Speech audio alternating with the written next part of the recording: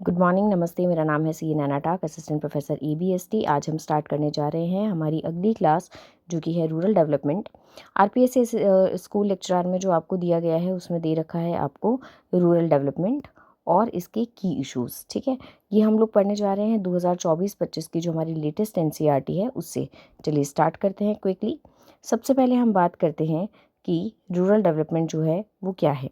ठीक है, rural development से पहले हम लोग समझते हैं कि इंडिया जो है उसमें पॉवर्टी जो है वो बहुत ही एक मेजर चैलेंज है और मेजॉरिटी ऑफ पुअर जो है वो कहाँ रहता है, रूरल एरियाज़ में रहता है। ठीक है, तो रूरल सेक्टर वाले जो लोग हैं, सबसे पहली बात उनका मेजर सोर्स ऑफ लाइवलीहुड क्या है, मेजर सोर्स ऑफ इनकम क्या है, वो है एग्रीकल्चर। ठीक है, तो एग्रीकल्चर जो है वो उनका मेन इनकम का सोर्स है। सबसे पहली बात आप ये ध्यान रखिए। उसके अलावा एक चीज़ और इन्होंने यहाँ पर दे रखी है, 1/4 ऑफ रूरल इंडिया जो है वो अभी भी पॉवर्टी में ही है। ठीक है, इसलिए जो हमारी कंट्री है वो उतना अच्छे से डेवलप नहीं कर पा रही है। ठीक है, more than 2/3 of India's population, ये सारे जो डेटा है ये काम आ सकते हैं। More than 2/3 of India's population agriculture पर डिपेंड करता है। तो रूरल इंडिया है, मोर देन 2/3 ऑफ इंडिया की पॉपुलेशन एग्रीकल्चर पर ही डिपेंड करती है, तो इसलिए हम लोग को रूरल डेवलपमेंट ज़रूरी है। अब रूरल डेवलपमेंट का मतलब क्या है? रूरल डेवलपमेंट का मतलब है कि डेवलप करना ऐसे एरियाज़ को जो कि विलेज इकोनॉमी के ओवरऑल डेवलपमेंट में पीछे रह गए हैं, लैग बिहाइंड कर रहे हैं, पीछे रह गए हैं। ठीक है, कौन कौन से ऐसे एरियाज़ हैं जिनको हम लोगों को डेवलप करना ज़रूरी है? जैसे कि कहते हैं डेवलपमेंट ऑफ ह्यूमन रिसोर्स। ठीक है, मतलब कि ह्यूमन रिसोर्स को कैसे डेवलप करें, उनको लिटरेसी दें। स्पेशली जो इन्होंने बोला है वो है फीमेल लिटरेसी, यानी कि औरतों की जो बच्चियां हैं, जो महिलाएं हैं, उनकी जो एजुकेशन है, जो लिटरेसी है एटलीस्ट, उनकी एजुकेशन जो है, उनका जो स्किल डेवलपमेंट है हम उसको बढ़ाएं। और उसके अलावा ह्यूमन रिसोर्स का डेवलपमेंट का एक और तरीका है एजुकेशन के अलावा, जो कि है हेल्थ। ठीक है, हेल्थ में इन्होंने दोनों चीज़ें दे दी, addressing both sanitation and public health. उसके अलावा इन्होंने बोला लैंड रिफॉर्म्स की ज़रूरत है। आप लोगों को पता होगा कि एक ज़मींदारी सिस्टम होता है। ज़मींदारी सिस्टम जो है उसमें ये होता है कि एक ज़मींदार है और जो वो अमीर है और जो गरीब हैं वो उसके जो खेत हैं उसको जोड़ रहे हैं। ठीक है, तो ये जो लैंड रिफॉर्म्स करने की ज़रूरत है कि भाई लैंड उसकी हो जो कि एक्चुअली कल्टीवेट कर रहा है, वगैरह वगैरह, इस तरह की चीज़ें। उसके बाद में आता है हम प्रोडक्टिव रिसोर्सेज को डेवलप करें, हर एक लोकेलिटी के प्रोडक्टिव रिसोर्सेज को। फिर हमें इंफ्रास्ट्रक्चर का भी डेवलपमेंट करना पड़ेगा। इंफ्रास्ट्रक्चर में आ जाता है आपका जो ट्रांसपोर्टेशन है, जो रोड्स वगैरह बनानी है, जो इलेक्ट्रिसिटी है, सिंचाई है, इरिगेशन, क्रेडिट की, मार्केटिंग की, सब चीज़ों की हमें फैसिलिटीज़ को बढ़ाना पड़ेगा, including construction of village roads and feeder roads. Village roads का मतलब हो गया गाँव के अंदर की सड़कें।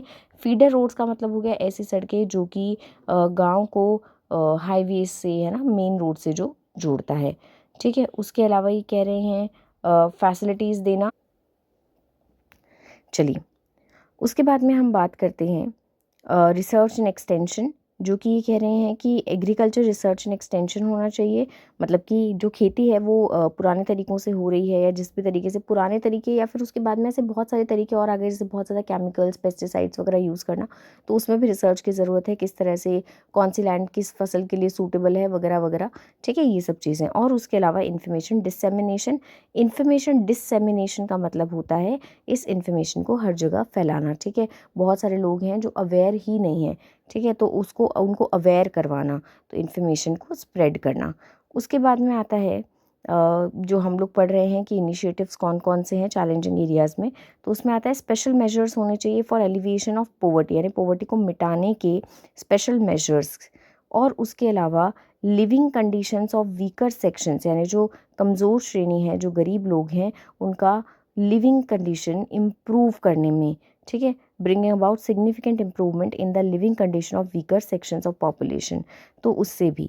अच्छा, जिसमें भी इन्होंने दिया है एम्फेसाइजिंग एक्सेस टू, जिसमें भी जोर किस चीज़ पे देना है, access to productive employment opportunities, कि उन लोगों को एम्प्लॉयमेंट अपॉर्चुनिटीज़ मिले, ऐसी एम्प्लॉयमेंट अपॉर्चुनिटीज़ जो प्रोडक्टिव हो। अब ये प्रोडक्टिव क्या होता है, जैसे कि हम बात करते हैं कि एक ही खेत में 5-5 लोग, 10-10 लोग परिवार के काम करें, क्योंकि वो उनका एक ही खेत है तो सभी लोग उसमें ही लगे हुए हैं। अब वो मेहनत तो कर रहे हैं और देखा जाए तो वो अपने आप को एम्प्लॉयड भी मानते हैं कि हम खेत में काम कर रहे हैं, लेकिन क्या उससे कुछ एक्स्ट्रा, कुछ मार्जिनल आउटपुट आ रहा है, कुछ ज़्यादा खेती हो पा रही है? नहीं, तो फिर वो अनप्रोडक्टिव है ना। तो प्रोडक्टिव एम्प्लॉयमेंट अपॉर्चुनिटीज़ भी मिले। चलिए, इसका मतलब ये कह रहे हैं कि ये जो एरियाज़ हैं इनमें डेवलपमेंट की ज़रूरत है। ह्यूमन रिसोर्स में डेवलपमेंट, जिसमें हमने पढ़ लिया लिटरेसी, एजुकेशन, स्किल डेवलपमेंट, और उसके अलावा हेल्थ, हेल्थ में भी सैनिटेशन एंड पब्लिक हेल्थ। उसके अलावा हमने पढ़ा लैंड रिफॉर्म्स की ज़रूरत है। फिर हमने पढ़ा प्रोडक्टिव रिसोर्सेज को डेवलप करने की ज़रूरत है। फिर हमने पढ़ा इंफ्रास्ट्रक्चर को डेवलप करने की ज़रूरत है, जिसके अंदर electricity, irrigation, credit, marketing, transport, ठीक है, और रोड्स वगैरह बनाना, रिसर्च, एक्सटेंशन, और उसके अलावा इंफॉर्मेशन डिसमिनेशन। फिर हमने पढ़ा पॉवर्टी को हटाने के लिए स्पेशल मेजर्स की ज़रूरत है, लिविंग कंडीशंस को इम्प्रूव करने के लिए स्पेशल मेजर्स की ज़रूरत है, और एम्फेसाइज करने की ज़रूरत है प्रोडक्टिव एम्प्लॉयमेंट अपॉर्चुनिटीज़ पे। ठीक है, चलिए, अब ये कह रहे हैं इसका मतलब ये है कि जो भी लोग farm and non farm activities में लगे हुए हैं उनको अलग अलग ऐसे मीन्स, ऐसे ज़रिए मिलने चाहिए जिनसे कि उनकी प्रोडक्टिविटी बढ़े। ठीक है, उनको ऐसे अपॉर्चुनिटीज़ मिलनी चाहिए कि वो सिर्फ फार्म वाले एरियाज़ में ही नहीं, नॉन फार्म वाले एरियाज़ में भी अपना रोज़गार ढूंढ सके। जैसे ज़रूरी नहीं है कि वो सिर्फ खेती करें, और भी चीज़ें कर सकते हैं। ठीक है, उनको हेल्थ केयर मिलना चाहिए, सैनिटेशन मिलना चाहिए, वगैरह वगैरह। तो ये सारी चीज़ें तो वही है जो अभी हमने पढ़ी। मेनली अभी आपको ये चीज़ें एक तो पता होनी चाहिए कि ये सारे एरियाज़ हैं जहाँ पर ज़रूरत है। ठीक है, उसके बाद में ये बता रहे हैं, कुछ आपको डेटा दे रहे हैं। ये डेटा दे रहे हैं कि पहले हम लोगों ने ये देखा था कि जो एग्रीकल्चर सेक्टर का कंट्रीब्यूशन है जीडीपी में, ये डिक्लाइन पे जा रहा था। ठीक है, मतलब बहुत सारी पॉपुलेशन है जो कि एग्रीकल्चर पर डिपेंडेंट है, लेकिन फिर भी एग्रीकल्चर जो सेक्टर है उसका कंट्रीब्यूशन जीडीपी में, यानी कि एग्रीकल्चर सेक्टर पे डिपेंडेंट लोग तो बहुत सारे हैं, पर उससे होने वाली इनकम जो है वो कम हो रही है। ठीक है, लेकिन रिफॉर्म्स के बाद में जो एग्रीकल्चर सेक्टर की जो ग्रोथ रेट है वो जो अर्लियर ईयर्स में बहुत कम हो गई थी, वो उसके बाद में अबाउट 3% पर एनम पे गई। रिसेंट ईयर्स में अब ये जो रेट है वॉलेटाइल हो गई है, चेंज हो रही है। ठीक है, अभी की जो रेट है वो है जस्ट लेस देन 1%, जो इन्होंने 2014-15 की बताई है। ठीक है, ये बता रहे हैं कि इसका मेजर रीज़न है डिक्लाइन इन पब्लिक इन्वेस्टमेंट। तो ये भी हो सकता है कि इन रिसेंट ईयर्स में जो हमारी एग्रीकल्चर की जो इनकम है वो क्यों कम हो रही है, क्योंकि उनमें पब्लिक इन्वेस्टमेंट इतना ज़्यादा नहीं है। 1991 में जो पब्लिक इन्वेस्टमेंट था वो किस चीज़ पे ज़्यादा था? आपने अगर एलपीजी वाला पढ़ा हो तो ज़्यादातर इंडस्ट्रीज़ वगैरह में लोग इन्वेस्ट करने लगे थे, ये चीज़ें इतनी नहीं थी। ठीक है, चलिए, उसके अलावा इंफ्रास्ट्रक्चर भी इतना ज़्यादा नहीं है, जिसकी वजह से एग्रीकल्चर से होने वाली इनकम की रेट कम होती जा रही है। उसके अलावा और एम्प्लॉयमेंट अपॉर्चुनिटीज़ नहीं है, तो जो भी सारे लोग हैं वो ज़्यादा से ज़्यादा क्या कर रहे हैं, किस तरफ जा रहे हैं? एग्रीकल्चर की तरफ जा रहे हैं। इससे एग्रीकल्चर की तरफ भार बढ़ रहा है, पॉपुलेशन बढ़ रही है, लेकिन होने वाली इनकम नहीं बढ़ रही है। ठीक है, अब हमें क्या ज़रूरत है? हमें ज़रूरत है कि और भी सेक्टर्स में हम लोग एम्प्लॉयमेंट देखें, जिसे हम कहते हैं डाइवर्सिफिकेशन। चलिए, अब बात करते हैं हम पहले टॉपिक की इसमें, जो कि है credit and marketing in rural areas. Credit, credit का मतलब क्या होता है? उधार, सिंपल सा। ठीक है, अब क्रेडिट में ये लोग बताते हैं कि देखो, जो गांव की जो इकॉनमी है वो डिपेंडेंट है प्राइमरीली कहीं ना कहीं कैपिटल पे। कैसे?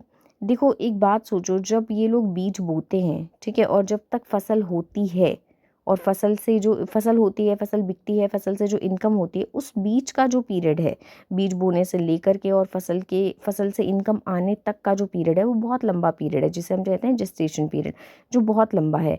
ठीक है, तो उसकी वजह से जो किसान है उनको क्या करना पड़ता है, उनको अलग अलग सोर्सेज से उधार लेनी पड़ती है, क्रेडिट लेनी पड़ती है, ताकि सबसे पहले तो जब आप बीज बो रहे हो तो बीज का ही आपको इन्वेस्टमेंट चाहिए, फिर बीच बीच में फसल ऐसा तो है नहीं अपने आप उग जाएगी, फर्टिलाइजर्स के लिए चाहिए और चीज़ों के लिए चाहिए, और फिर चलो फसल की तो बात हो गई, उसके अलावा भी अगर किसी की शादी है, किसी की डेथ हो गई, कोई और रिलीजियस सेरेमनी है, तो आपको पता है ट्रेडिशंस हैं और फॉलो करने पड़ते हैं, तो इस वजह से बहुत सारे खर्चे ये वाले भी हो जाते हैं। ठीक है, जब इंडिपेंडेंस वाला टाइम था तो मनी लेंडर्स और ट्रेडर्स जो थे वो बहुत एक्सप्लॉइट करते थे इन छोटे फार्मर्स को। ये क्या करते थे, इनको बहुत हाई मतलब इंटरेस्ट रेट पे, बहुत ज़्यादा ब्याज पर इनको पैसा देते थे। और ऐसा नहीं कि सिर्फ ज़्यादा ब्याज पर पैसा देते थे, अगर आपने चैप्टर पढ़ा हो तो ज़्यादा ब्याज पर पैसा तो देते ही थे, साथ में इनके अकाउंट्स पे मैनिपुलेट कर देते थे। मतलब क्या करते थे, जैसे उसका ब्याज मतलब हो गया या उसने मानो कभी अच्छी फसल हो गई और उसने अपना पैसा चुका दिया, तो उसके अकाउंट्स में गड़बड़ कर देंगे। अब ये लोग इतना स्ट्रांग हुआ करते थे कि कोई भी इनको अपोज इतना नहीं करते पाते थे और कर पाते थे। और जो जनरेशन्स थी उस किसान की जनरेशन्स, वो इनके डेट ट्रैप में फंस जाती थी और सब सिर्फ उनकी उधारी चुकाने में ही रह जाते थे, खुद के पास में कुछ भी नहीं होता था, मतलब ब्याज ही बहुत ज़्यादा हो जाता था। ठीक है, फिर 1969 के बाद में एक मेजर चेंज आया जब इंडिया ने अडॉप्ट किया social banking and multi agency approach. उसके बाद में एक नाबार्ड, ये ध्यान रखना इंपॉर्टेंट है, एक national bank for agriculture and rural development, जिसको हम कहते हैं नाबार्ड, ये सेटअप हुआ था 1982 में। ये ध्यान रखना 1982 में सेटअप हुआ था नाबार्ड। अब नाबार्ड क्या है, नाम से समझो, नेशनल बैंक है यानी नेशनल लेवल का है, for agriculture and rural development. ये मेनली रूरल एरियाज़ के लिए ही सेटअप किया गया था कि रूरल फाइनेंसिंग सिस्टम की जो भी एक्टिविटीज़ है, मतलब रूरल एरिया में किस तरह का फाइनेंस चाहिए होता है, कैसा क्या, वो चीज़ें नाबार्ड जो है वो प्रोवाइड करता है। एक तरह से बैंक जो, अगर रूरल एरिया का टॉप मोस्ट एपेक्स बैंक जिसको कहा जाता है ना, तो वो कहा जाता है नाबार्ड को। ठीक है, अब ये लोग क्या करते हैं, ये लोग ना उधार देते हैं। और कैसे उधार देते हैं, जैसे किसानों को चाहिए कि भाई अभी आप उधार ले लो, अभी आप मत चुकाना, क्योंकि 6 महीने तो अगर मानो फसल उगने में टाइम लगेगा तो 6 महीने किसान कहाँ से चुकाएगा। तो ये कहते हैं कोई बात नहीं, आपकी फसल उग जाए उसके बाद से आप शुरू कर देना किस्तें। इस तरह से मतलब अलग अलग डिपेंड करता है, इस तरह की जो है ये फैसिलिटीज़ देते हैं। जो इंस्टीट्यूशनल स्ट्रक्चर है रूरल बैंकिंग का, आजकल क्या है, मल्टी एजेंसी इंस्टीट्यूशन है, जैसे कि कमर्शियल बैंक्स भी वहाँ काम कर रहे हैं, रीजनल रूरल बैंक्स भी काम कर रहे हैं, कोऑपरेटिव्स भी काम कर रहे हैं, लैंड डेवलपमेंट बैंक्स भी काम कर रहे हैं। ये अलग अलग टाइप का एक एजेंसीज़ है जो रूरल एरिया में काम कर रही है, और इन सब का एक ही एम है कि ये सही उधार दे और वो भी सस्ते रेट्स में दे।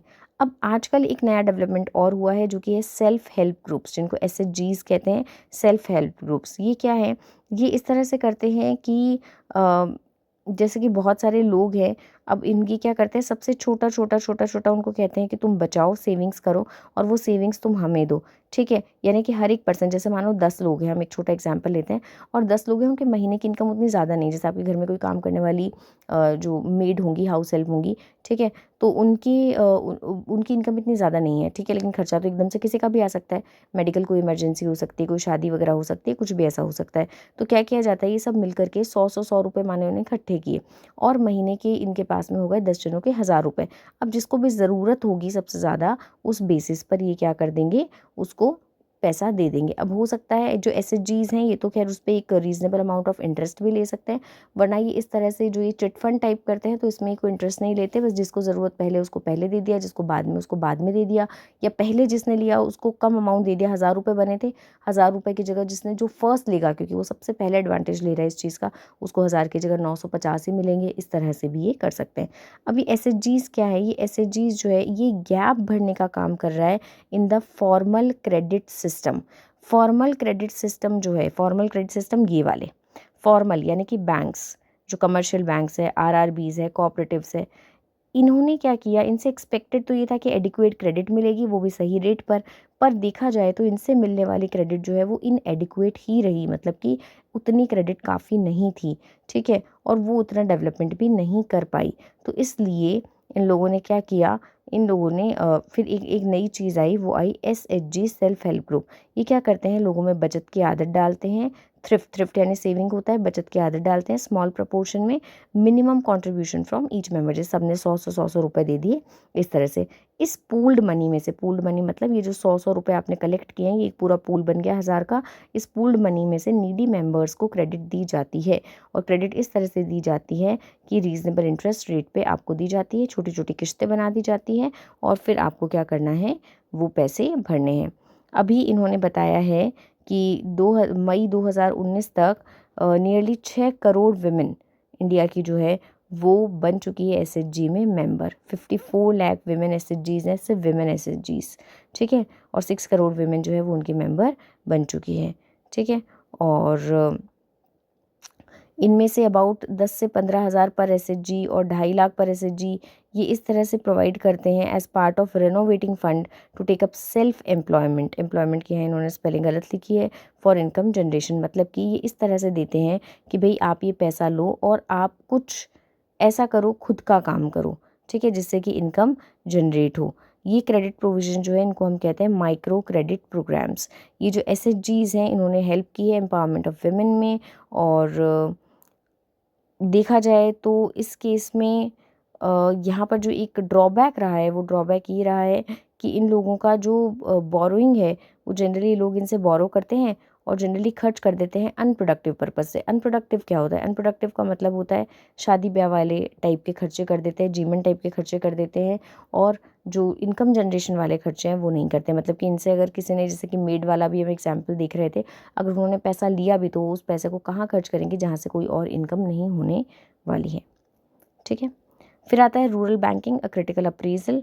रूरल बैंकिंग कैसे रही? ये कह रहे हैं जो बैंकिंग सिस्टम है उनका पॉजिटिव इम्पैक्ट रहा है वैसे तो फार्म नॉन फार्म दोनों पर।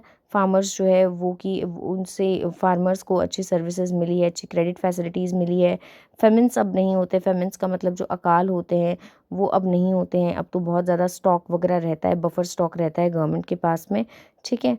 तो इस तरह से देखा जाए तो वैसे तो ठीक है, लेकिन ये कह रहे हैं कमर्शियल बैंक को छोड़ दो ना तो बाकी फॉर्मल इंस्टीट्यूशन तो इतना ज़्यादा कुछ खास कमाल कर नहीं पाए हैं, ठीक है। और देखा जाए तो एग्रीकल्चर लोन पे जो डिफ़ॉल्ट रेट है वो बहुत हाई रही है। इसका मतलब क्या है कि लोग लोन तो ले लेते हैं लेकिन उनको वापस चुकाते नहीं है। क्यों नहीं चुकाते हैं? चुकाते इसलिए नहीं है कि देखो, या तो वो नॉन प्रोडक्टिव पर्पज़ के लिए लेते हैं, तो उसकी वजह से क्या होता है, जब पर्पज़ ही जब आपने किसी शादी करने के लिए आपने उधार लिया तो उसको आप चुकाओगे कहाँ से? भई आप बिज़नेस के लिए अगर उधार लेते तो बिज़नेस की इनकम से उसको चुकाते। अगर आप घर बना के किराए पे देने के लिए उधार लेते हो किसी से तो आप घर बना के उसकी जो रेंटल इनकम आती है उससे अपना लोन चुकाते हो।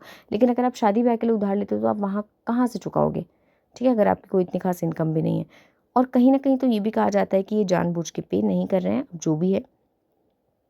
इन रीसेंट ईयर्स ये कह रहे हैं बैंकिंग सेक्टर जो है इन रीसेंट ईयर्स सारे एडल्ट्स को एनकरेज किया गया है। एक जनधन योजना नाम की स्कीम थी, उसमें कहा गया कि आप सब लोग बैंक अकाउंट खोलो। ये जो बैंक अकाउंट होल्डर्स हैं जो भी इसमें बैंक अकाउंट खोलेंगे उनको 1 से 2 लाख तक का एक्सीडेंटल इंश्योरेंस कवरेज मिलेगा, 10,000 तक की ओवरड्राफ्ट फैसिलिटीज़ मिलेगी, ठीक है। और उसके अलावा अगर वो मनरेगा जैसे किसी में काम करते हैं किसी एम्प्लॉयमेंट स्कीम में तो उनके वेजेस भी मिलेंगे वहीं पर, उनकी ओल्ड एज पेंशन्स भी मिलेगी, और उसके अलावा और कोई सोशल सिक्योरिटी पेमेंट्स भी जो है वो उनको वहाँ से बैंक अकाउंट से ही मिल जाएंगे। उसके अलावा आजकल एक अच्छी चीज़ जो हो गई है बैंक्स में वो ये हो गई है कि बैंक में कोई मिनिमम बैंक बैलेंस नहीं रखना पड़ता है, जिसकी वजह से बहुत सारे लोगों ने बैंक अकाउंट खोले हैं कि चलो मिनिमम बैलेंस तो नहीं रखना पड़ता, तो उसकी वजह से बचत भी होने लगी है और कहीं ना कहीं ट्रांसपेरेंसी भी इस बैंकिंग सिस्टम में सॉरी आपके जो पेमेंट वाला है उसमें आने लगी है कि कौन किसको कहाँ पेमेंट कर रहा है।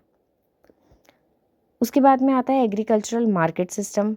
एग्रीकल्चरल मार्केट सिस्टम क्या होता है कि भाई उगा तो लिया आपने कोई फसल, कोई सब्जियां, कोई कुछ भी, लेकिन वो मार्केट तक कैसे पहुंचती है, ठीक है, ये किस तरह से किस चैनल से आती है। एग्रीकल्चरल मार्केटिंग क्या है, ध्यान से देख लो। एग्रीकल्चरल मार्केटिंग वो प्रोसेस है जिसके अंदर assembling, storage, processing, transportation, packaging, grading. अच्छा, मैं ग्रेडिंग बता देती हूँ। ग्रेडिंग का मतलब बहुत अच्छी अच्छी वाली चीज़ें मानो अलग छाट दी जाती है, फिर उससे कम ग्रेड वाली, जैसे मानो ABC 3 ग्रेड हो गए। अब बहुत अच्छी अच्छी, मानो हम एक सिंपल एग्जांपल देते हैं, सब्जी है, मूंगफली है, आम है, सबसे बढ़िया वाले A हो गए, फिर उसके बाद वाले B, उसके बाद वाले C, इस तरह से। एंड डिस्ट्रीब्यूशन, ठीक है, इन सबको मिला करके हम कह रहे हैं एग्रीकल्चरल मार्केटिंग, यानी फसल को इकट्ठा करना, उसको स्टोर करना, उसको अगर प्रोसेसिंग की ज़रूरत है काट पीट की और कुछ करने की वो करना, उसको ट्रांसपोर्ट करना, उसको पैक करना, ग्रेड करना और डिस्ट्रीब्यूट करना, इसे हम कहते हैं एग्रीकल्चरल मार्केटिंग, ठीक है।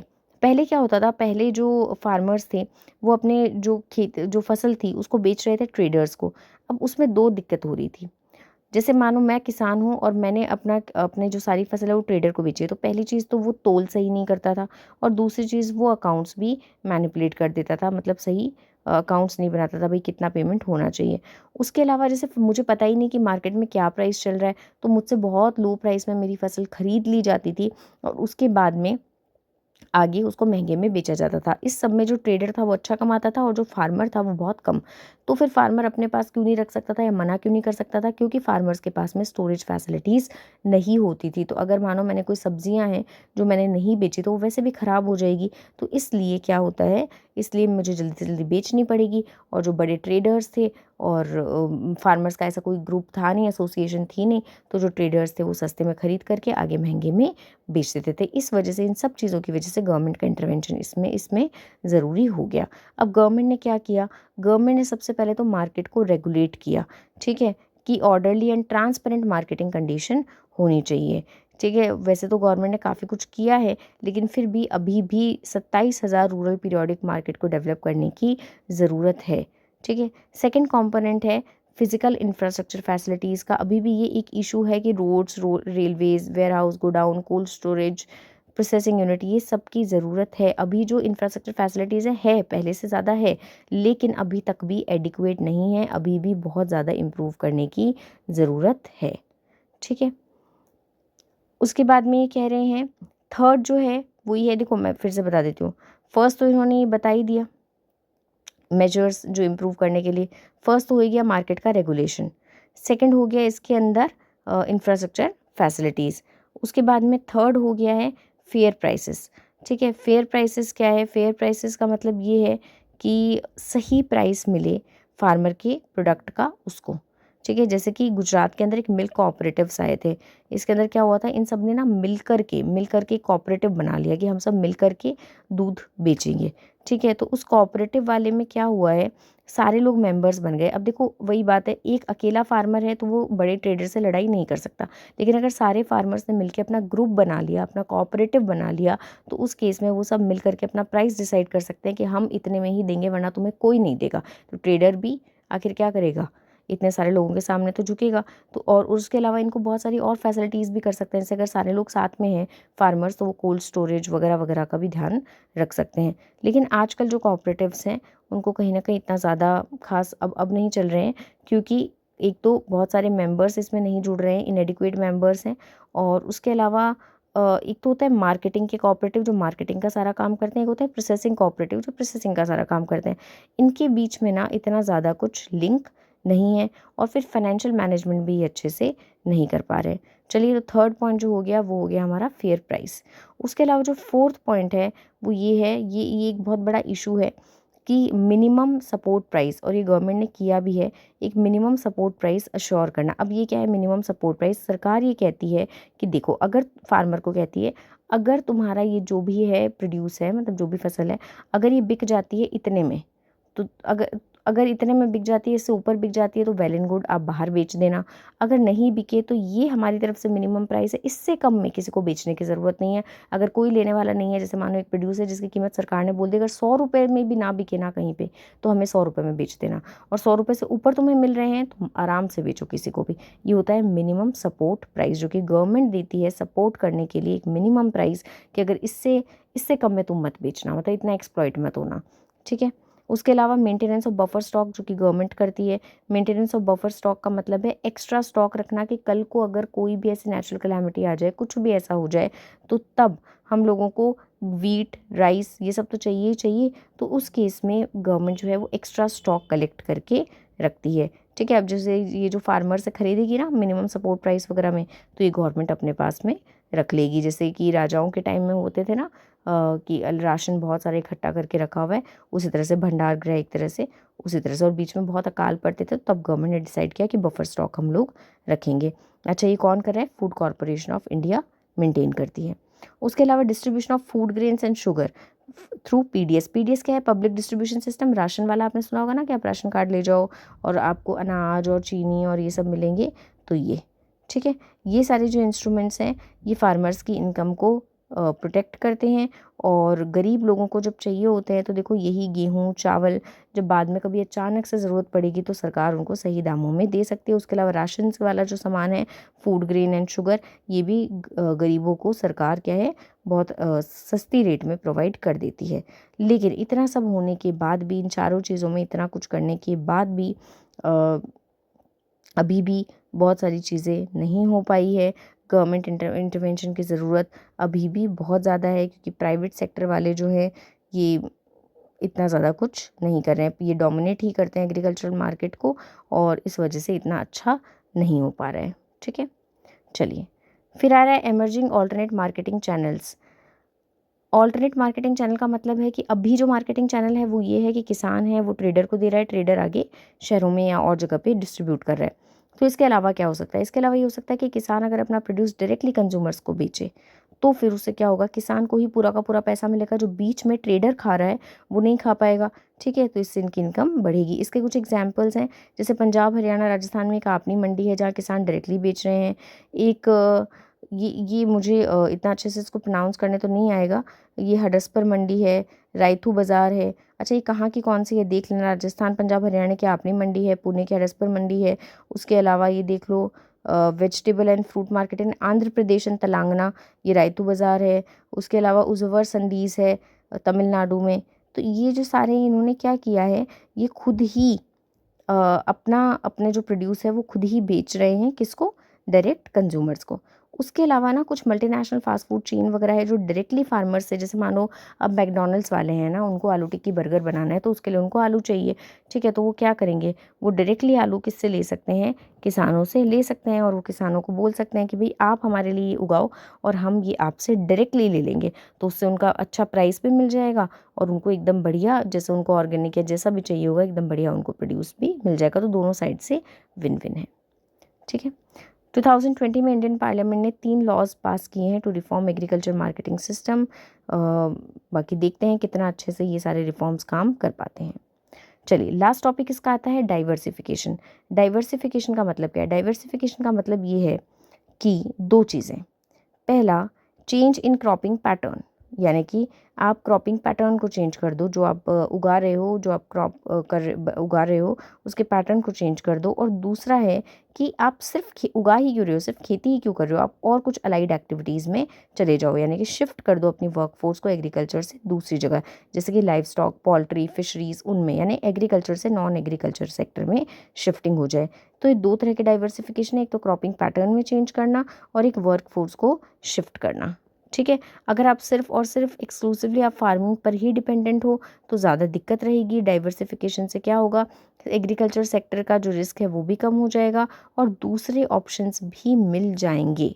ठीक है, मेनली जो हमारा एग्रीकल्चर एम्प्लॉयमेंट एक्टिविटीज़ है वो खरीफ सीज़न में होती है, रबी सीज़न में एज सच कुछ होता ही नहीं है क्योंकि सिंचाई वगैरह के साधन नहीं होते हैं। तो उस टाइम पे क्या किया जाए, तो उस टाइम पे ये कहते हैं कि और कुछ कर लो ना, आप पोल्ट्री वगैरह कर लो, पोल्ट्री फार्मिंग वगैरह कर लो, और कुछ कर लो। तो इसलिए कहते हैं कि अलाइड एक्टिविटीज़ की, नॉन फार्म एम्प्लॉयमेंट की ज़रूरत है,